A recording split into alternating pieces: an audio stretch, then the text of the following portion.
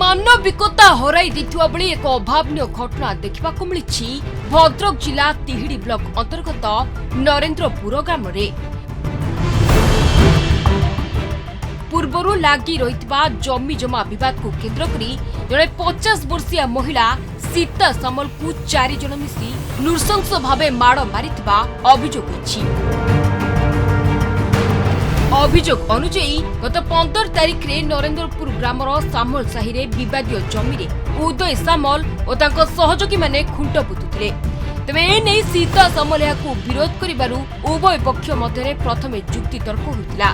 परे उदय सामल को सह आउ 3 जन मिसी सीता सामल को निष्ठुर भावे माड़ मारिथिबा अभियोग होइछि। गुरुतर आहत अवस्था सीता सामल को प्रथमे आम्बुलांस जोगे भद्रक जिला मुख्य चिकित्सालय को निया जाइतिला। सेठारे अवस्था संकटापन्न हेबारु तांको परवर्ती चिकित्सा पई कटक स्थित एससीबी मेडिकल कॉलेज और हॉस्पिटल को स्थानांतर करा जाइतिला। घटना पर पीड़ितांको परिवार पीरहाट थाना रे अभियोग करिथिले।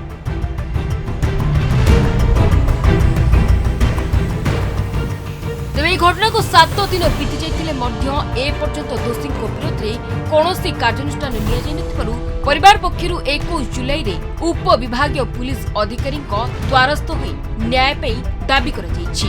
अन्य पक्षरे घटना को नहीं एसडीपीओ पक्षरु कौनसी प्रतिक्रिया मिली पारि नहीं। घटनार एते दिन बीती जाइतिले मध्य पीड़ितांको न्याय मिली नथिबारु स्थानीय अंचल रे असंतोष प्रकाश पाइछि। न्याय यदि न दबो न्याय हिछि और न्याय यदि हमकु न दबो आमे हटे रही पारिम गुड़ा हाथ उठुने पेदी देले तो इटा पत्थर पड़े पड़ी मार दी कौन कौन बहुत कुआड़े उद्देश्य से मारी पकईते मारी से टुका थी जी देती मार दी जीवन आमर जमीबाड़ी बद नागिला जहाँकि 10 वर्ष हो गला से जगह पर आमर गंड माने गंडगोल आगुरी होता दुई पक्ष भी जेल को भी जाते से जगह को परमानेंट भी बंद रखा जाए जो जहाँफल कि से जगह पर आम पड़ोशी लोक मैंने जाएंगे जोर जबरदस्ती आम जगह पर बाड़ बस उदय नारायण सामल जगन्नाथ सामल चंदन सामल आला शिवज्योति सामल बाड़ बसुले मो माँ जाकि विरोध करूँ मो माँ को गड़े पड़े मारी मारला मो माँ ए भद्रक मेडिकल ट्रिटमेंट होता बहुत सीरीयस होबारू कटक मेडिकल भी ट्रिटमेंट चली फल भी आम नहीं